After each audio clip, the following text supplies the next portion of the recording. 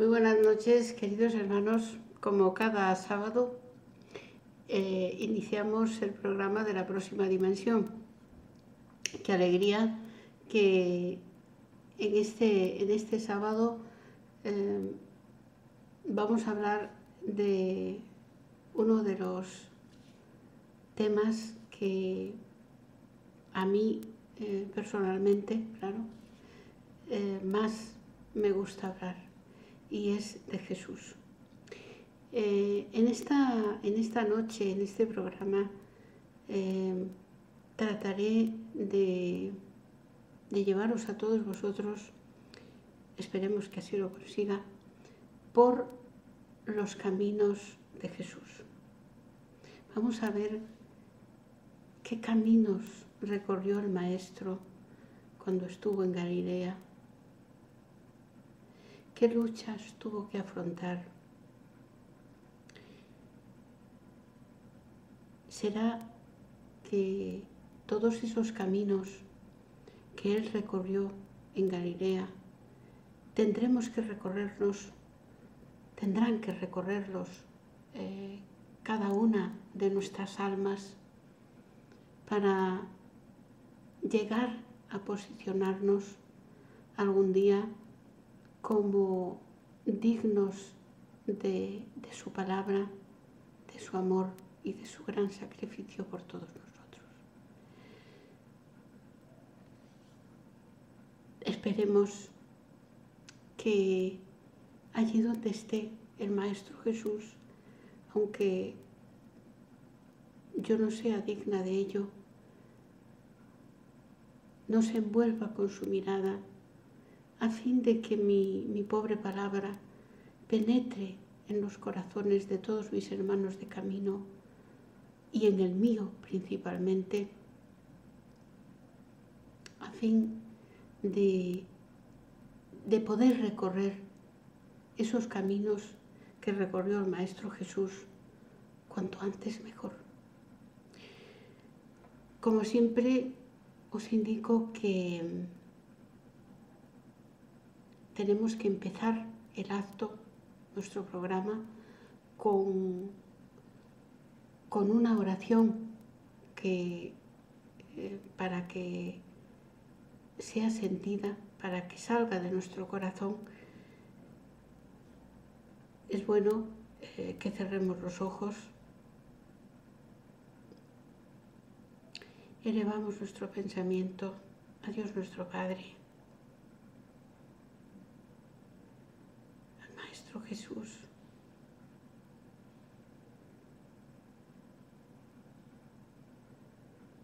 Te pedimos, querido amigo,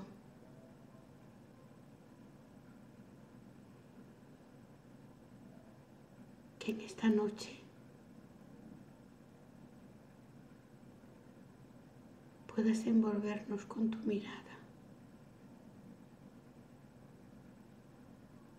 para que nuestra palabra pueda traspasar más allá de esta realidad física, envolviendo todos aquellos corazones con ese dulce efluvio magnético que tú nos envuelves cuando nos acercamos a ti. Es fácil contemplarte, Maestro, en Galilea, dirigiéndote a las multitudes, a los leprosos, a los pecadores, a los ciegos, a los tullidos, a todos cuantos los demás despreciaban. Tú diste la mano. Ayúdanos, Señor,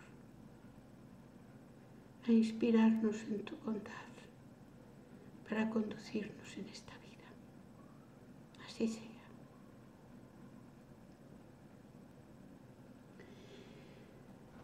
Todos sabemos que el Maestro Jesús llegó a Galilea del modo más humilde Él, que es el gobernador espiritual de nuestro mundo, podría haber renacido en una familia de poderosos, llenos de riqueza. Además, en verdad, los judíos, soliviantados en su dignidad por el invasor, en este caso los romanos, en verdad esperaban un enviado del Señor que viniese montado a caballo con un gran ejército, que se enfrentase a los romanos y liberase a su pueblo de aquella mancillación que ellos consideraban. Claro, cuando Jesús aparece en Galilea, lo hace en una familia humilde, de la estirpe de David, es verdad, pero una familia humilde, que no tiene dónde ponerlo más que en el pesebre de unos bueyes. A partir de ahí, José y María le enseñan todo cuanto está en su mano, y él se convierte, según lo que hemos podido saber por los espíritus superiores, en un excelente carpintero. Pero no pasó la historia por ser un excelente carpintero, sino por que su palabra, sus enseñanzas, fueron dando forma a los corazones de los hombres, y conforme van pasando las centurias, conforme van pasando los siglos, su personalidad, sus enseñanzas más grandes se tornan cada día. A pesar de la humildad con la que vivió, él decía en numerosas ocasiones que hasta las zorras tenían donde reclinar su cabeza, y él no tenía, el Hijo del Hombre no tenía ni donde reclinar su cabeza. Él nada poseía. Sus amigos los apóstoles, si repasamos los evangelios, en ninguno de ellos expresan que Jesús tuviese bienes. Sus bienes eran de carácter inmaterial, era su palabra, su forma de ser, su firmeza, su determinación, su ejemplo.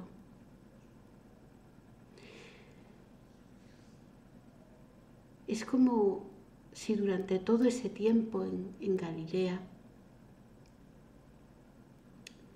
hubiese seguido, mientras iba a las distintas poblaciones, hubiese seguido un camino como diciéndonos a sus hermanos más pequeños, que somos la humanidad de la tierra, que todos esos caminos tendríamos que recorrer nosotros a lo largo de nuestras vidas. Y el mayor ejemplo de todo ello lo ofrece en el último momento, al cargar con la cruz, que luego sería donde a él le crucificarían, como explicándonos a la humanidad que también nosotros, cada uno de nosotros, tenemos un Gólgota que empinado y escarpado que subir, cargar con nuestra cruz, que por su vez nos servirá un día para nuestra crucifixión. El que quiere ir en torno del Maestro Jesús, que no espere hacerlo desde la abundancia, el poder, la ostentación, sino todo lo contrario.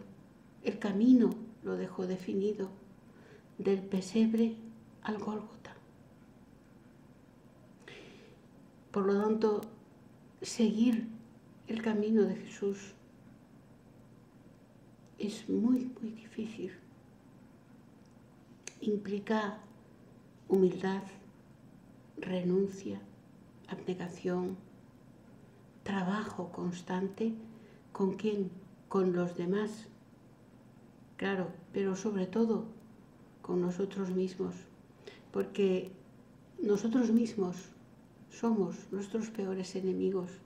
Y no creáis que aquellos que decimos tener algún conocimiento espírita, no cometemos errores y no tenemos nada que reformar.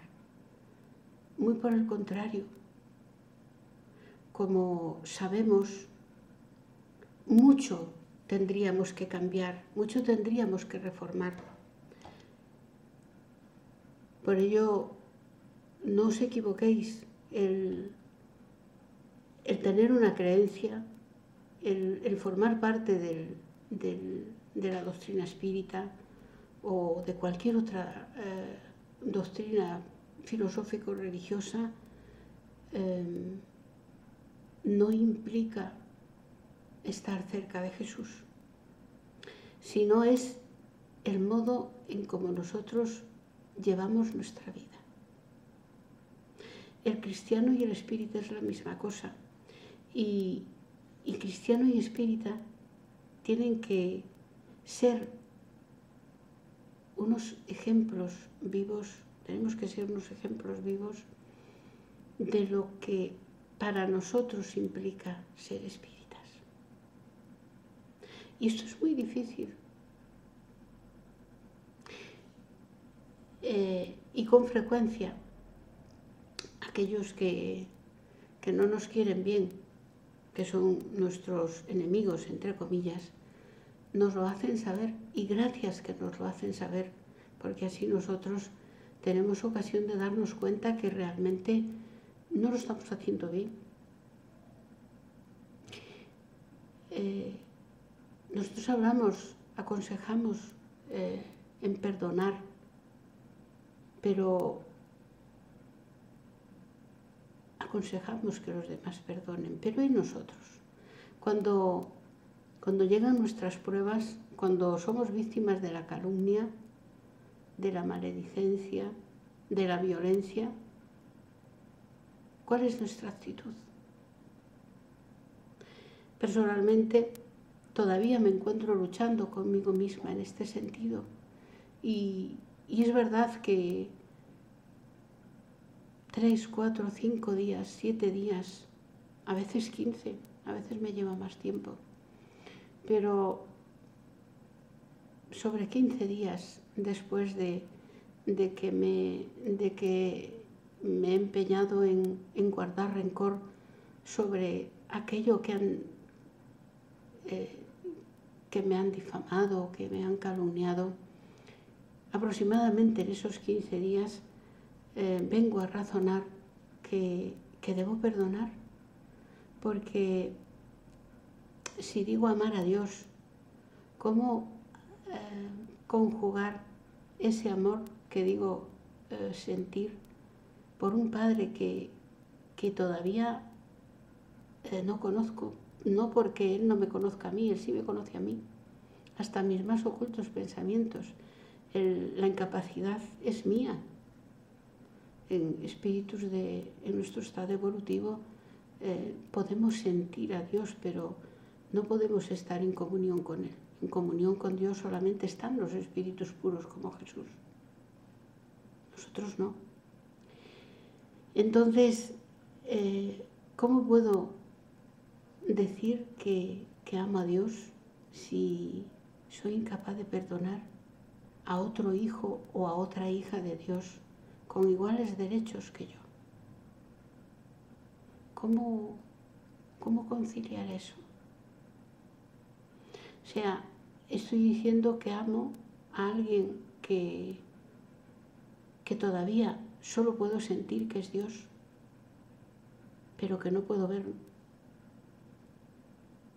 Y sin embargo, sigo odiando y guardando rencor a aquellos que sí puedo ver, sí puedo sentir, en lugar de verles como unos hermanos necesitados de mi comprensión y de mi amor, y no de mi odio ni mi rencor. Esto es una verdadera lucha continua y constante. Y gracias a Dios, insisto, que muchas veces son aquellos que nos persiguen y nos calumnian los que se encargan de decirnos: vaya, menos mal que perdonamos, menos mal que somos espíritas, perdonamos lo que queremos. Porque ahí en ese momento nos damos cuenta de nuestra hipocresía, de nuestra falta de caridad con el prójimo. No importa, hermanos, que la ofensa, la calumnia, la injuria, la violencia ejercida contra nosotros sea de gran envergadura, porque eso solo implica que cuanto más envergadura tenga el mal que nos hacen, mayor mérito tendremos en perdonar y olvidar. A mí me tiene dado excelente resultado el ver al agresor, al ofensor o a la ofensora o agresora como una enferma o un enfermo. Y es que en verdad es así, porque si no fuese enfermo o enferma, no caminaría por la vida calumniando, hiriendo a los demás. Normalmente nuestro mundo es tan complicada en la vida que requiere toda nuestra atención para solventar los problemas y las dificultades que momento a momento aparecen. Entonces, en verdad, no tenemos tiempo incluso de guardar rencor. No es inteligente, porque estamos ocupando un espacio con sentimientos terribles, malolientes,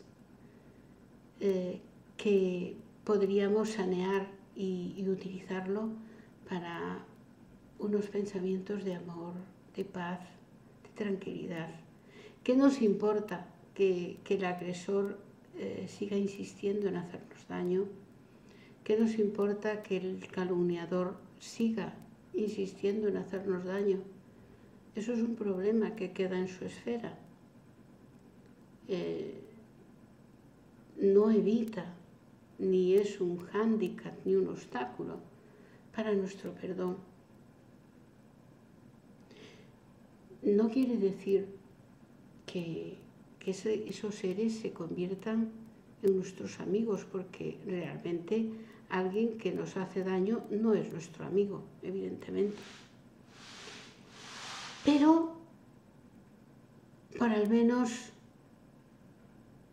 perdonémosles en nombre de Dios nuestro Padre y no les guardemos rencor, comprendiendo que son almas enfermas, necesitadas de nuestra comprensión, y que tal vez un día, si cambian, y que claro que cambiarán, lo harán a través del amor, nunca a través del rencor ni del odio, y mucho menos de la venganza. Cuando Jesús hablaba de amar a los enemigos, se refería a esto, a devolverles bien por mal, y por supuesto nunca vengarlos, ni tampoco ofrecer ningún obstáculo a una reconciliación. Pero claro, a veces nos sentimos dolidos, a mí me ha pasado, ¿no? Haber perdonado y olvidado una ofensa en el pasado y de repente llega a tus oídos que esa persona, ese hermano, esa hermana, pues no tiene la misma actitud y continúa empeñada y empeñados en herirnos, en hacernos daño.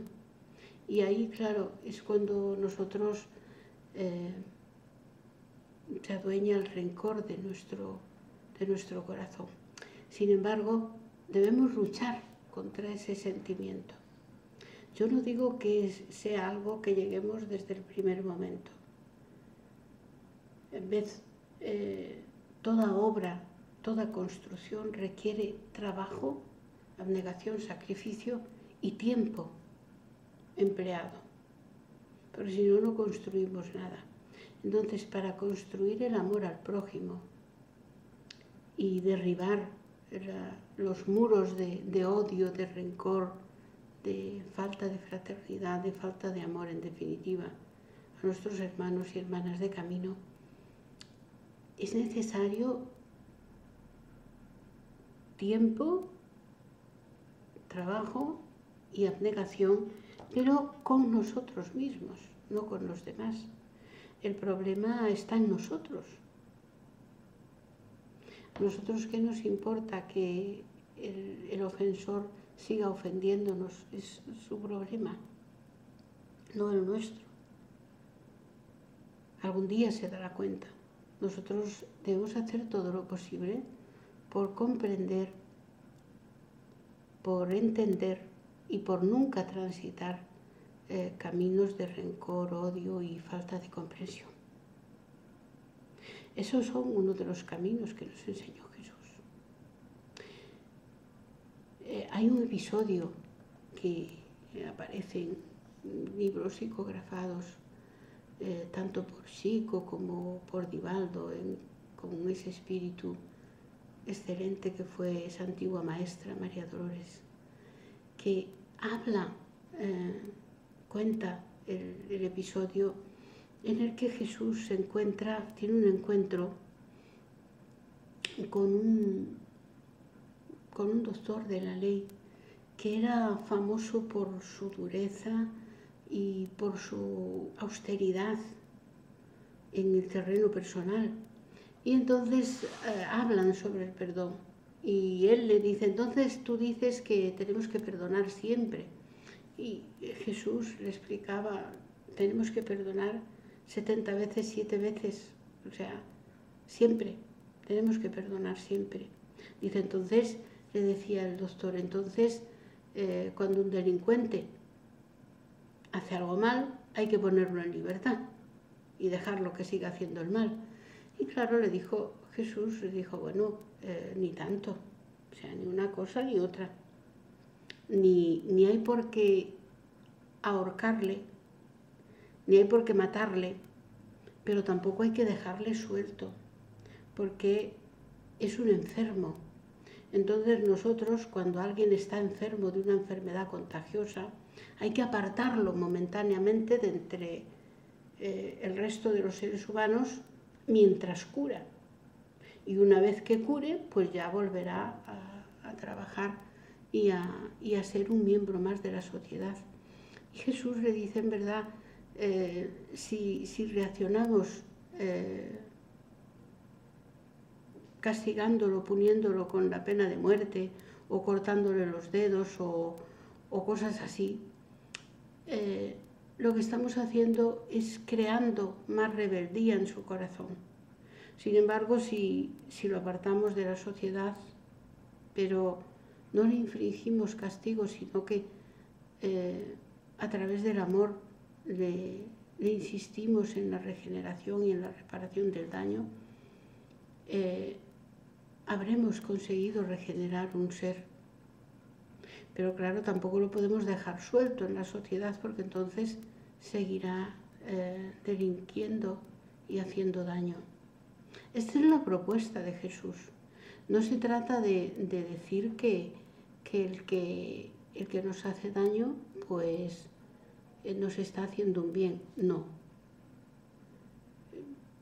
nosotros tenemos que defendernos, pero no vengarnos. Y el que, según las palabras que le dijo el Maestro Jesús a aquel juez tan austero, le dijo si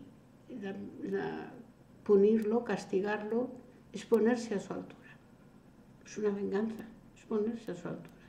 Sin embargo, lo que debemos procurar es apartarlo de la sociedad en prisión, en las cárceles, pero dentro de la cárcel, dentro de la prisión, establecer programas de regeneración. Bueno, fijaros qué novedoso en aquel tiempo.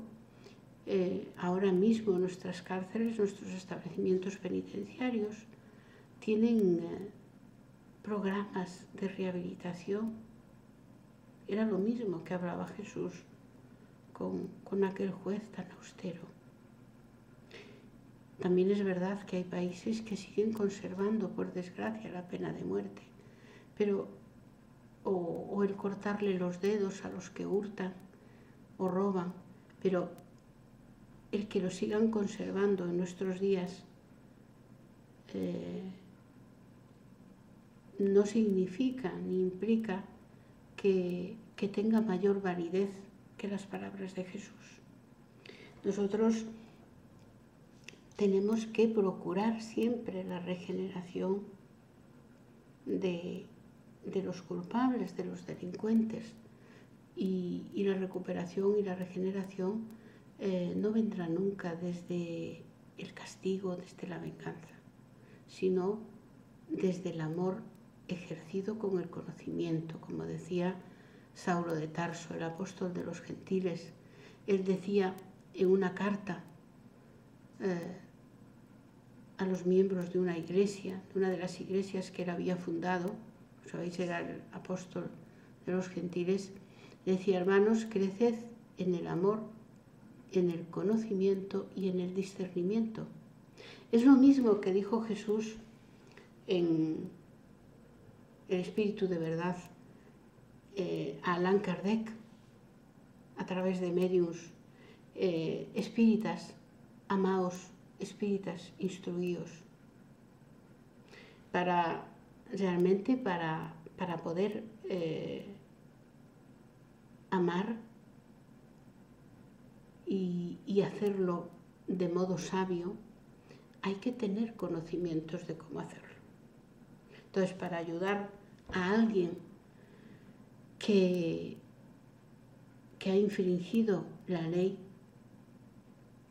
esa persona tiene que tener conocimientos de qué, pues, de psicología, de cómo funciona la mente de las personas, el espíritu, en definitiva, porque la mente es el órgano de expresión del espíritu.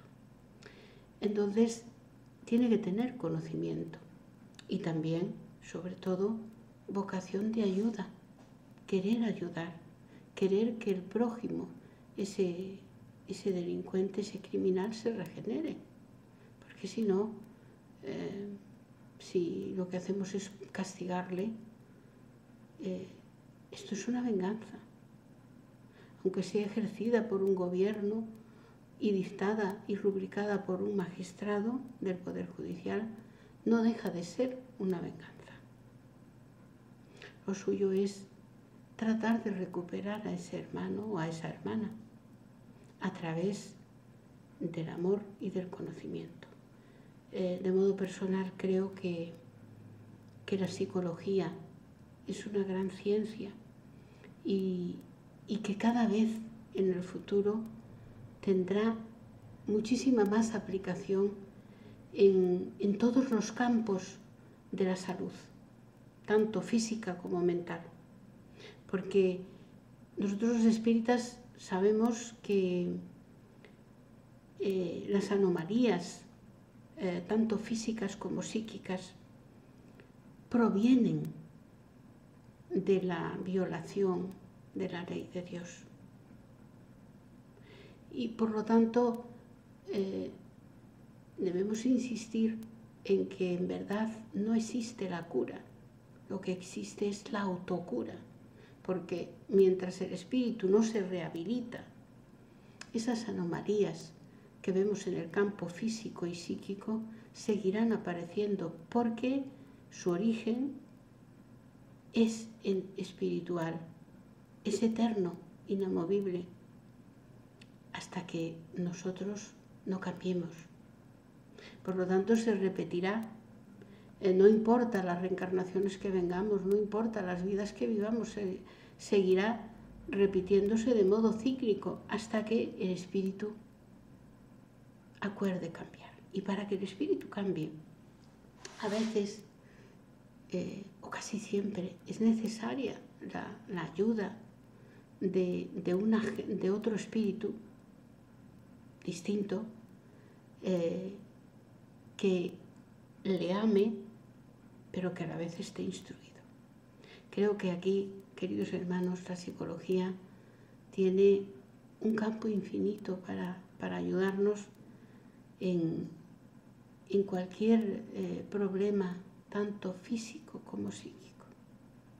Si tiene solución para resignarnos a tratamientos a veces muy abrasivos, si no la tiene, para resignarnos y comprender que a veces la desencarnación es la única solución para determinados procesos kármicos, si se quiere. Aunque sabéis que en el espiritismo no se denomina de karma, sino de la ley causa y efecto. Pues bien, esos caminos Jesús ya nos los enseñó cuando estuvo en Galilea. El camino del amor, del perdón. Aunque su doctrina fue utilizada para matar, incluso para mancillar a todos aquellos que no pensaban como determinadas sectas cristianas, que se dicen cristianas, su doctrina era de amor, de perdón. Él no dijo que cuando los apóstoles llegasen a un sitio y no pensasen como ellos no los recibiesen bien, que matasen y masacrasen a las personas. Él no dio este consejo en ningún momento. Él, al contrario, dijo que donde no fuesen recibidos, bien recibidos, que se sacudiesen el polvo de los pies y que se fuesen a otro sitio. Porque lo que unos rechazan, otros están deseando entender. Entonces, ¿para qué vamos a insistir, a ser cansinos en ofrecer a alguien un conocimiento que no desea? Él lo dijo también, de otro modo, que no arrojásemos perlas a los cerdos.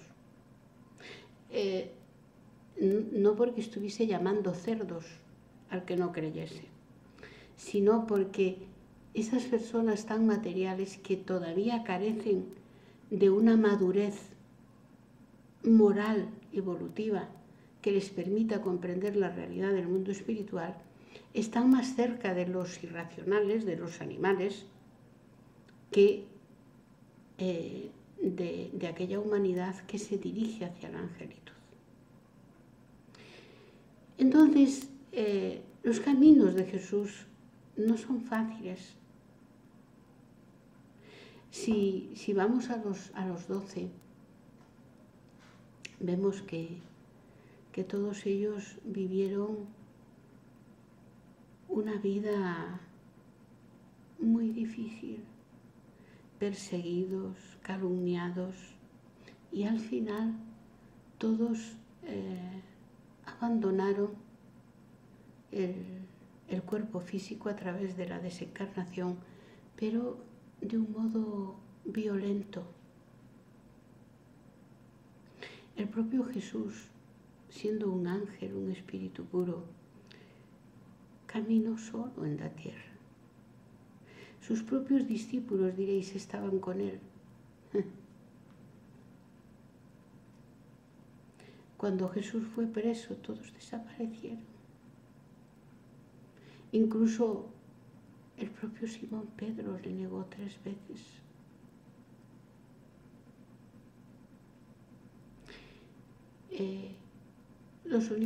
El único que permaneció fiel al lado de la cruz con María de Nazaret,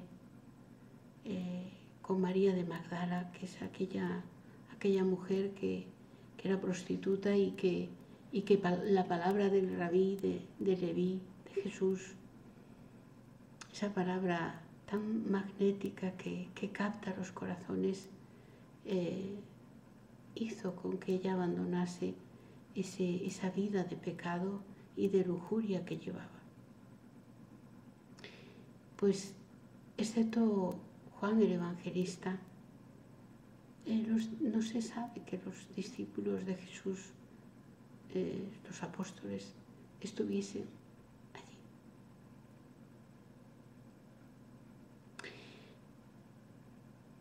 Perseguido, calumniado, no comprendido ni siquiera por sus propios hermanos. Jesús tenía hermanos y no eran comprendidos. Los propios evangelistas lo dicen. Dice, porque hasta sus hermanos no creían en él. Sus hermanos de carne. Refiriéndose a sus hermanos de la familia carnal. Porque si no se hubiese referido a hermanos en el sentido espiritual, no tendría sentido utilizar esa expresión como lo hizo el apóstol. Es decir, porque hasta sus hermanos no creían en él. Hubiese dicho, nadie creía en él. Si dice, hasta sus hermanos no creían en él, se refiere a los hermanos carnales. Y evidentemente hay otro trozo, hay otro pasaje del Evangelio, cuando Jesús está predicando a la multitud y llevaba varios días en que no iba por casa y se presentaron su madre y sus hermanos. Y le dicen, Leví, ahí fuera está tu madre y tus hermanos. Y él aprovecha para decir, ¿quién es mi madre, mi padre y mis hermanos? Y todo el mundo se quedó callado. Y él dijo, mi padre, mi madre y mis hermanos son aquellos que cumplen la voluntad de nuestro Padre que está en los cielos. Estableciendo 2 familias que también retratadas vienen en la doctrina espírita, la familia carnal y la familia espiritual, siendo más importante y eterna la familia espiritual. No quiere decir que haya que despreciar a la familia carnal. Jesús en ningún momento animó a nadie a despreciar la familia carnal. De hecho, en otro pasaje nos manda a honrar a nuestro padre y a nuestra madre. Pero tenemos que tener presente que realmente la familia espiritual, los espíritus afines a nosotros, la familia espiritual, es más importante y eterna que la carnal. Esta también es otra enseñanza que nosotros tenemos que recoger, pero no podemos despreciar a nuestro padre y a nuestra madre y a nuestros hermanos, porque esos han venido en nuestro planning de cada reencarnación.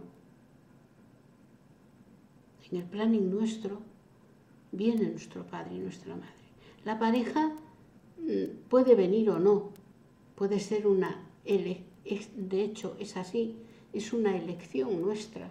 Nosotros elegimos con quien deseamos compartir nuestra vida o parte de nuestra vida. Pero el padre y la madre no lo elegimos, nos viene dado. Y si creemos en Dios, si decimos que creemos en Dios, tenemos que considerar que Dios, la providencia divina, las leyes de Dios, proveen a cada uno, es decir, nos dan a cada uno el socorro, la ayuda que necesitamos en virtud de las elecciones que libremente hacemos cada uno. Por lo tanto, queridos hermanos, los caminos de Jesús están muy claros, son los caminos del amor, de la reconciliación, del perdón, de la aceptación, de la renuncia, del trabajo y de la abnegación y de la aceptación de la soledad.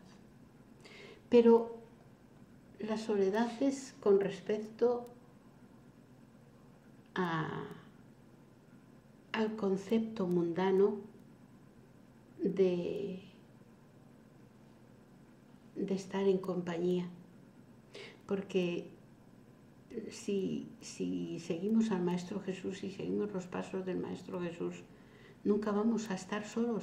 Él siempre va a estar con nosotros y vamos a sentir una alegría interior tan grande que no vamos a echar de menos a nadie. Hay muchas personas, yo lo he dicho creo que ya bastantes veces, pero no obstante lo repito porque quiero que quede claro que a mí el espiritismo no me enseñó amar a Dios sobre todas las cosas y también a Jesús. Me enseñó otras muchas cosas, pero eso creo que hasta donde yo puedo recordar formaba parte de esos mecanismos de serie, vamos a decirlo así, que venían incorporados en mi espíritu en esta reencarnación. Pero yo siempre he pensado que cuando acudían a mí cuestiones, pruebas, circunstancias terribles, yo nunca me sentí sola. En virtud de mis oraciones yo oraba y aunque yo creía que era rezar, pero en realidad yo oraba porque yo no repetía las oraciones, esto nunca lo hice yo, no me salía, aunque quisiese hacerlo. Yo le hablaba desde mi corazón a Dios y a Jesús, por lo tanto eso es orar. Y siempre pedía ayuda a través de la oración. Esto es muy importante porque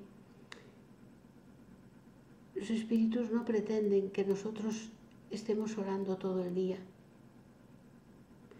sino que nuestro día sea una oración continua a Dios. ¿Eso cómo se consigue? Pues trabajando nuestros defectos, nuestras inferioridades a cada momento y procurando que pensamientos, palabras y obras no estén nunca fuera de las leyes de Dios.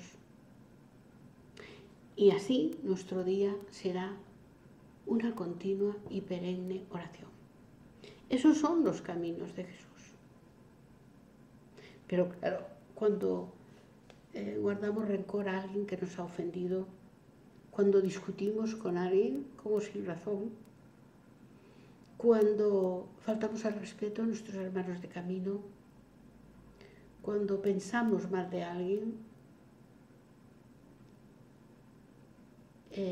¿cómo ofrecer esos actos tan deprimentes a Dios nuestro Padre? Entonces, para que nuestro día a día sea una continua oración, tenemos que velar siempre, luchar contra nosotros mismos, no contra el prójimo, no contra los que están alrededor, para no conculcar la ley o conculcarla lo menos posible. Nada más, queridos hermanos, por este sábado. No os canso más. Solo desearos una buena semana. Cualquier pregunta que tengáis, ya sabéis, como siempre, a nuestro correo. Cualquier propuesta de tema, tanto para las conferencias que celebramos en la Casa de las Columnas como en el programa de la próxima dimensión, nos la podéis proponer como siempre por correo y serán debidamente atendidas y anunciadas como siempre. Esta próxima semana la conferencia será el miércoles a las 5 de la tarde y el título, vamos a hablar de las almas en pena. ¿Existen las almas en pena? ¿Y qué son? Ese es el tema de la conferencia de este miércoles a las 5 de la tarde en la sala 7 del Centro Cívico de las Columnas, que está en calle Pureza 79 de Sevilla, aquí en Triana. El tema de esta semana de la próxima dimensión versará sobre un tema que yo creo que no va a dejar a nadie, no va a dejar a nadie indiferente. No va a dejar a nadie indiferente porque es de una cuestión que está bastante de moda en nuestro mundo, de rabiosa actualidad, y son las obsesiones. Esta semana, en la próxima dimensión, el sábado próximo, hablaremos de la obsesión y su relación con la afinidad y la armonía. Vamos a ver qué es eso, qué relación tiene la obsesión con la afinidad, cómo ella sucede, cómo no podemos decir a mí me está obsesando un mal espíritu. Para que nos obsese un mal espíritu, nosotros tenemos que ser un mal espíritu. Si no, podría estar ahí, hacer guardia las 24 horas, como dicen los espíritus Allan Kardec, los espíritus superiores, puede estar acechando como el gato, acecha al ratón las 24 horas del día, pero otra cosa es que consiga alcanzarnos. Nos alcanza porque realmente existe una afinidad entre los dos. Pues de todo eso vamos a hablar el próximo sábado en el programa de la próxima dimensión. Nada más, desearos una feliz noche. Aquellos que salgáis, aquellos que trabajéis mañana como yo, que estoy también de guardia, pues desearos una jornada llena de alegrías y emplazaros para el próximo sábado, donde, insisto, hablaremos de la obsesión y el problema de la afinidad. Nada más. Hasta el próximo sábado.